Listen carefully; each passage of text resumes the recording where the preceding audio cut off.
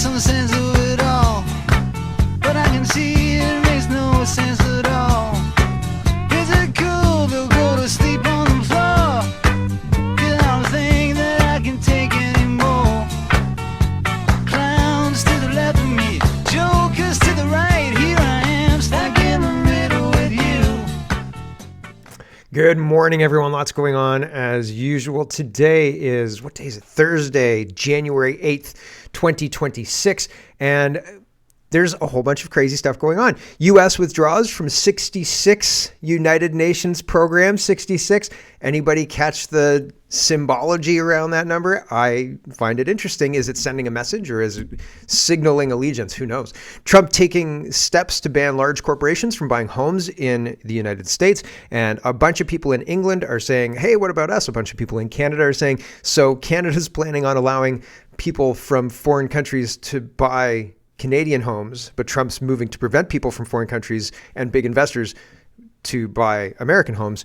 We are moving in the opposite directions, and it seems like Trump's plans yield positive results, and our government's plans, well, they end up expensive and costing us a lot of money, and it's bad. It's bad.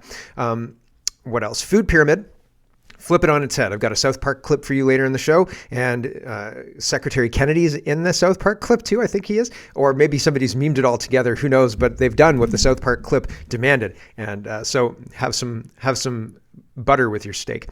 Iranian news, the uprising enters its 11th day, which signals that they're not stopping, not now, right? We've gone almost 2 weeks for this. We're going to keep going. We'll see. We'll see, because they brought down Occupy Wall Street and they turned it into whatever alternate reality we're living in now. There was a point where people just wanted everything to be fair.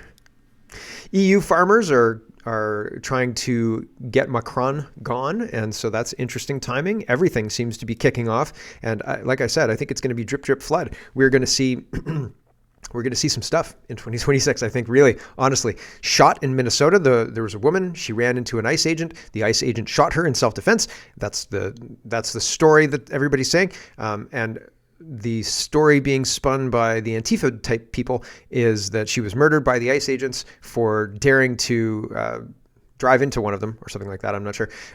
And she was from Colorado. No, she wasn't. Yes, she was from Colorado and Minnesota. So a Colorado mom was killed in Minnesota by ICE agents protecting Somali migrants. Weird, right? Weird. 2-year cool down phase for Freeland, and it will be ignored, or she'll pay a $500 fine. We've found you guilty, madam. Come here and let me slap your wrist ceremoniously. And clawed back tax break. Mark Carney promised a tax break, but now he's increased the payroll taxes, so you effectively pay more, and that's wicked and like evil, like Mark Carney is. And NATO and Greenland, the purchase of Greenland from the people of Greenland to the United States is going to rub Denmark the wrong way, and I think it might ultimately undo NATO, but I think NATO's being undone anyway, so there's lots to get to. Let's get to it. First, we start with, these are Canadian stories. We're starting in Canada, and I think it's going to be relatively quick, but the real meat of today's show is kind of in here. So the Ukraine stuff, that's Freeland. Fraud is Minnesota, and I've got some UK fraud in the end there, and the NATO stuff. I think we're going to get through the NATO stuff for the free show, but we'll see. I hope so, because that's the title of the show. So fingers crossed, everyone. Anyway, lots to get to. Let's get to it. Melissa says, yikes. Canada's growth is expected to slow. It's been pretty slow. It's been pretty slow this year. Last year, 2025. Overall growth is probably going to be a bit slower than 2025. I seriously don't know how this is acceptable to Liberals. Canada is in a very bad place, but it could have been much different. We've squandered our opportunities. We've squandered our position. We're trying to align with China at a time where Trump is cutting off China's oil in Venezuela.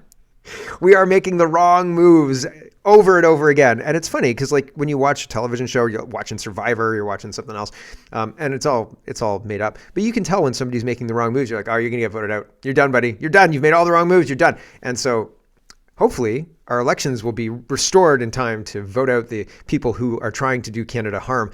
Roman Baber calls Mark Carney a liar. He says, you're lying, Mark Carney. You gave Canadians a $200 on average of their money back in tax breaks. But you hiked payroll taxes by $260. Stop lying, you liar. I thought he called him a lying liar, and I was like, he watches my show, but he didn't. Mark Carney says, to help you keep more of your paycheck, we've cut taxes for 22 million Canadians. We're building a stronger economy, one that works for everybody. Built on a foundation of lies. But that's Mark Carney. And unfortunately, we knew that every single day of that leadership race, every single day of that election following that leadership race, Mark Carney lied, and I called him out on lying, and nothing ever happened to him. He just became the prime minister, and I said he's not going to win this, but he's going to take the office. Michael says, "Wow, the UK economy is falling apart. Every day, 45 tax-paying millionaires leave the country. Who wouldn't leave? I hear Rolls-Royce is looking at moving to the United States because the business won't survive the United Kingdom, taking countless jobs with them. Every day, 3,000 new welfare recipients are added. And the left's answer is a wealth tax? In which parallel universe do they live? Well, it is the parallel universe where the communists won and we all pay for their lavish lifestyle. That's the universe they want us to live in. Grab Bag of Governance, regular edition, starts us off with Wealth Moose, and he's talking about Carney going to China to represent Canada or Brookfield. Maybe Brookfield. Is it Brookfield? There are Brookfield meetings happening at the same time Carney's in China. Isn't that coincidental? Do you believe in those still? Wealth Moose says, insider leak, 5 rooms just booked at the ultra-luxury Rosewood Beijing for Brookfield executives arriving next week. Coincidence? Prime Minister Carney's official visit to Canada overlaps perfectly first Canadian Prime Minister trip there since 2017. Brookfield has deep ties, Beijing's office, retail assets, past high-level meetings, including Carney with Beijing mayor in 24, and recent state bank refinancings. Is this strategic partnership talk or Brookfield deal hunting on the taxpayer dime? Eyes wide open, Canada. I genuinely don't know, but it doesn't feel like he's representing our interests in the same way it looks like Donald Trump's representing America's interests in a lot of the moves he's making. I think, personally. Sam Cooper, and I think he rationalizes it well. The rationale for Venezuela, you don't want a narco-terrorist group invalidating elections flagrantly and doing that in the Western Hemisphere, Monroe Doctrine, right? I think it's politically, yes, it's a political explanation, et cetera, but it's believable and people will deal with that and take it and think it's valid, I think, in a way that, what's Mark Carney going to spend? Well, yeah, we got to trade with somebody. Why not China? Okay. Like, I was meeting with Michael Corvig's ex-girlfriend. Like, I don't, what? It just doesn't make any sense. Anyway, Sam Cooper says, guess who else was in Beijing this week? Former Prime Minister John Chrétien, who has extensive connections and business interests in China. His visit likely provided opportunities to test the waters for commercial opportunities and ways to resolve festering disputes. And Michael Corvig says, oh, that's why I said Michael Corvig. Canada's Mark Carney will travel to China next week. It's the first visit by a Canadian Prime Minister since 2017 and the next step in a multi-year attempt to recalibrate relations between Canada and China that requires trying to heal some deep rifts. I told CBC News, the reality is, I don't know what the reality is. Hold on. Oh, it's a lot longer. Fundamentally, we have not done anything in Canada to fix the 11 and more people who have been influenced by China and who are in the government. The United States recently didn't tell anybody about their Venezuela action because they were worried about foreign actors embedded in government, and they said that plainly. And so I think that anybody with sense would think like the same thing is happening in Canada, maybe with China. And so it seems, again, rich that we're trying to recalibrate our relationship with China. They seem to own us. Like, recalibrate our relationship. Are you kidding? This is going to kowtow, right? Honestly, that's genuinely what I think. Here's Sam Cooper. He says, in my journalistic assessment, assisted by, that seems like a funny sentence to me, like my journalistic. And I mean, he's got good journalistic instincts. And like, if you're Lois Lane and she said, in my journalistic assessment, you'd be like, okay, I get it. Although I think maybe you have an improper relationship with Superman, Miss Lane. Sam Cooper is invoking the journalistic assessment. And I believe that he does have good journalistic assessment. I just think it's a weird phrase. Assisted by Mandarin OSINT specialists, there evidently has been significant CCP-affiliated election interference in support of Premier Dave Eby. This report collects documents from China and Canada. So Dave Eby is also one of the people who have been influenced, maybe, says Sam Cooper. And that's interesting. Something to pay attention to, right? Dean is responding to James. James is talking about Doug Ford. Doug Ford is removing Crown Royal from the shelves in February. And James says every drop of Crown Royal is made in Manitoba using Manitoba grains and pure in-lake water. Our farmers and Crown Royal employees in Gimli are proud of their award-winning whiskey, Canada's #1 spirits export. Premier Ford, instead of attacking an iconic Canadian whiskey, let's tear down interprovincial trade barriers and put Canada first. If you go ahead with your threats, don't be surprised if Manitoba pulls Ontario wine from our liquor markets. Wah, wah, wah, right? And so Dean says Crown Royal is proudly Canadian, made by Canadian workers with Canadian grain and exported to the world. Attacking our own producers helps no one. If the Premier wants to put Canada first, the fastest win is tearing down the interprovincial trade barriers that punish farmers, workers, and consumers alike. Let's not forget our world-class wine sector too. So Doug Ford is picking fights with the United States, is creating a situation where the trade negotiation is scuttled because of ads he put out, and now tearing down interprovincial trade barriers. We're going to start interprovincial trade wars. Rah, rah, rah. This doesn't make any sense. So it seems petty, seems ridiculous, seems like a waste of time and money, and we should really focus up on producing things and not tearing down other people's products that people want to buy. So the whole thing's stupid, and I feel like our government is stupid. Jeffrey Rath says, standing room only in Didsbury tonight. Albertans lined up out the door to sign their way out of Canada. I'm so proud of my fellow Albertans. Indeed, standing room only. There's a lot of people in this room, and they're there to sign. And I've seen other pictures of other rooms in the last couple of days similar. And so that's very, very interesting to me, period. It's just, wow, like that's good news, I think. John is talking about a Trump announcement, and we're going to talk about this Trump announcement later as well in the USA section, but here it is. For a very long time, says Trump, buying and owning a home was considered the pinnacle of the American dream. It was the reward for working hard and doing the right thing, but now, because of the record high inflation caused by Joe Biden and the Democrats in Congress, that American dream is increasingly out of reach for far too many people, especially younger Americans. It is for that reason and much more that I'm immediately taking steps to ban large institutional investors from buying more single-family homes, and I will be calling on Congress to codify it. People live in homes, not corporations. I will discuss this topic, including further housing and affordability proposals and more, at my speech in Davos in 2 weeks. Whew, that's going to be fun. That's going to be a fun one, I think. John says Canada is talking about letting foreign companies buy our homes in 27. Meanwhile, Trump wants to ban Wall Street landlords from buying up single-family homes. Love him or hate him, he's right on this one. Homes should be owned by families, not by billion-dollar corporations. Yep.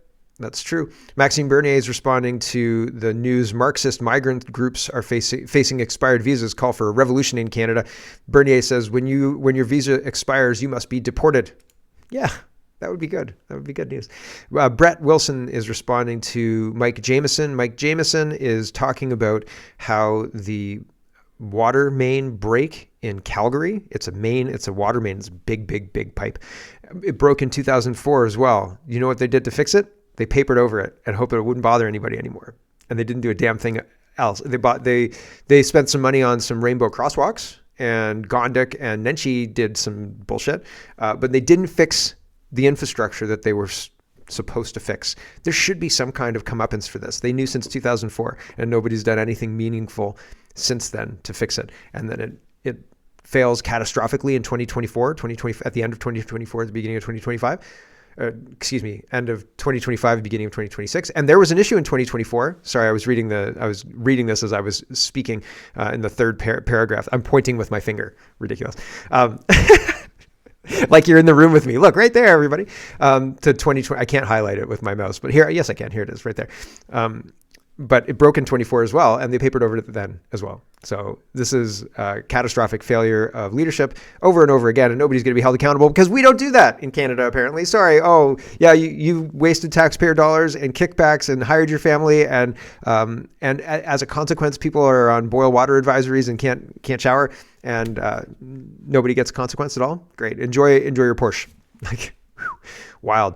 The Remanded says, petition filed for judicial review of 2024 BC election, $8,195 still needed by Sunday to serve.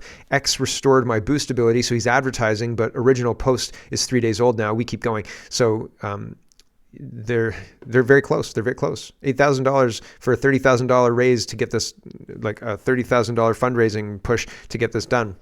They're super close. I hope they get it. I hope they get it. If you've got some extra money or time or something like that, have a look at the remanded, and what he's doing is important work. 14 minutes, right on. We will have time to do this.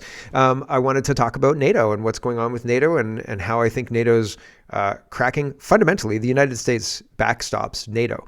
And somebody was saying yesterday, Carney's announcement of Canadian boots on the ground with American backstops, Trump will never agree. They said Trump will never agree to this. And I was like, yeah, I don't think it's a viable option with Canadian, French, and English, British troops on the ground, quote, troops on the ground, and German troops on the ground in Ukraine. Putin's just going to say, that's NATO, you morons. Like, no, the answer is no. And like, did you read the plan or no? Because what the hell? And so it's one of those things where I think NATO is, they're the bad guys.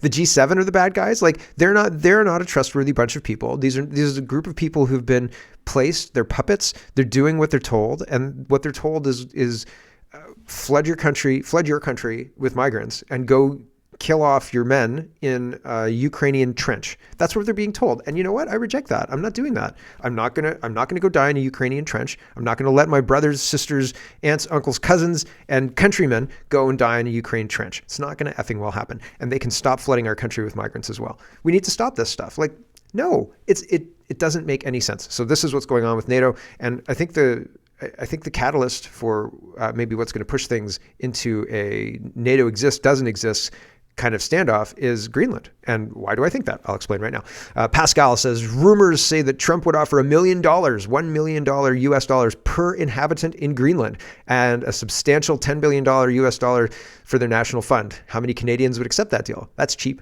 Holy smoke. If Trump buys Greenland and it's like a real estate deal, like, you know, I put together a package, you know, they looked at the prospectus and we came to an agreement. That's going to boost his ego. He's going to be like, this is totally my domain. What else can I buy? What else is for sale? What else looks a little run down that they're being ignored by their government and or country? Alberta? Where else can I buy?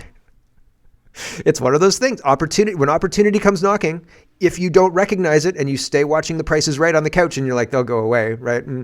But if you open the door, maybe it's that nurse from Ferris Bueller's Day Off. 0 Hour says, United States has reached a deal to purchase Greenland. Marco Rubio is working out the details. And then the readers, it's community noted, but this is forecasting. This is foreshadowing of what's coming. 0 Hour is the first to report this, but I believe this is going to be true. And the community note even kind of indicates that it's kind of true. There is no deal to purchase Greenland, says the community note. At the time of this tweet, Trump is actively discussing this offer, but there is no deal yet. Marco Rubio will be talking to Denmark next week, so no deal yet. No deal yet, says the BBC community note. Rosalert says, Denmark has issued a major warning saying it would shoot first and ask questions later if the U.S. military troops move to invade Greenland. I hope they don't shoot Marco Rubio, genuinely. Honestly, because he seems kind of fun, actually. He seems kind of like a fun guy. I think Marco Rubio's establishing himself better than Vance as a potential successor to Trump in 2032. Sprinter Press says, NATO is done once the United States takes Greenland from fellow NATO member. Here's Tucker Carlson explaining what's going on with that, and I don't think he's far off. Oh, my computer is our enemy. If Russia is our enemy, we cannot survive a global conflict. Sorry. And if you think we can, tell us how. With the help of NATO, which, by the way, is now done. NATO is done. Once the United States takes Greenland, which is owned by a fellow NATO member, what will be the rationale for keeping NATO? The whole illusion has shattered in the past 4 days. None of this is real, and now everyone admits it's not real, so it's time to start thinking about the next step. Putin is our enemy. There you go. And my computer is struggling, and there's too many. Hold on, there's too many tabs, so I have to delete the group. I had like 89 tabs or something like that this morning and down to 66 afterwards. So there you go. The world is winking at me. But it's interesting, the idea that if the United States takes Greenland, but it would be a land purchase, right? If you're looking at it through Trump's filter, it would be a land purchase, I think, and that's an interesting filter to look at it through, if you can possibly do that. It seems like my stream is working okay, but okay, my computer's really struggling. I'm going to have to do something about this. Eric is talking about Trump. President Trump just withdrew the United States from the United Nations Human Settlements Program, the UN Entity for Gender Equality and the Empowerment of Women, and a massive list of 66 foreign organizations. I voted for this. Trump recently pummeled the UN, and this is from last year's UN speech, and we won't detour to watch it, but it's there if you're interested. Secretary Rubio is talking about the same thing. He says, today, President Trump announced the U.S. is leaving 66 anti-American, useless, or wasteful international organizations. Review of additional international organizations remains ongoing. These withdrawals keep a key promise President Trump made to Americans. We will stop subsidizing globalist bureaucrats who act against our interests. The Trump administration will always put America and Americans first.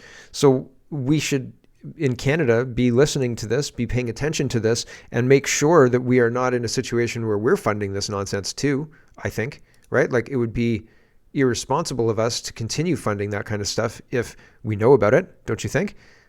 I certainly think so. Dr. Leslyn Lewis says, a bill has been introduced in the U.S. Congress that would require the United States to withdraw from NATO and end all U.S. funding to the alliance. Do you see this as a signal of a deeper split within NATO or simply a domestic U.S. debate? Please read the bill below and let me know your thoughts on if this affects Canada as their closest neighbor. I think we're watching NATO fall apart in real time, and I think Canada is going to be reshuffled in the resulting chaos, and reshuffled maybe more like Guam than states, but I think Alberta will probably be a state because they're important with all that oil, right? But the rest of Canada, I don't know.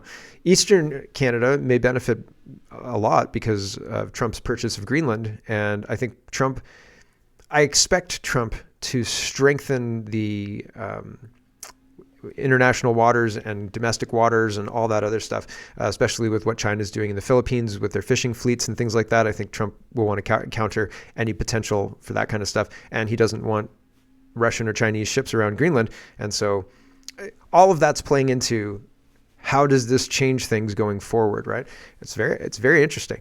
Andy Lee says the United States has withdrawn from the United Nations University, citing it as determined that it is contrary to the interest of the United States to remain a member of, participate in, or otherwise provide support to it. Canadian taxpayers are sending it $20 million. So is that yearly? Probably. Absolutely, I think, unfortunately. Here is Bernie. She says, here you go. Exactly as I said yesterday, Denmark keeps Greenland poor through environmental and climate change legislation controlled by drip feeding a financial lifeline. They don't want Greenland independent because it could strike its own deals with whoever it chooses. Regular polls suggest 75 to 80% of Greenlanders want independence. So who are the EU and UK really fighting for? The people of Greenland or something else? And are we the good guys? No. We're the ones with the skulls on our costume here. Greenlanders use Trump threat to push for independence from Denmark. So they want to self-determine, and that's interesting. Che says Berlin has been living without electricity and heating for 5 days. Today's the 5th day of a large-scale power outage in Berlin. And officially, this is the longest power outage in the German capital since the Second World War. And yes, it's currently -6 degrees in the mornings, so people are freezing in their homes. According to the Berlin police, there have been an increase in burglaries, with robbers trying to break into people's homes or businesses, as well as robbing ATMs. The city's energy system was attacked, presumably by a left extremist group called Vulcan Group. I heard they were Antifa. They claim, I have to cough, so I'm trying to stop it until I'm done the show here. They claim to be fighting against the rich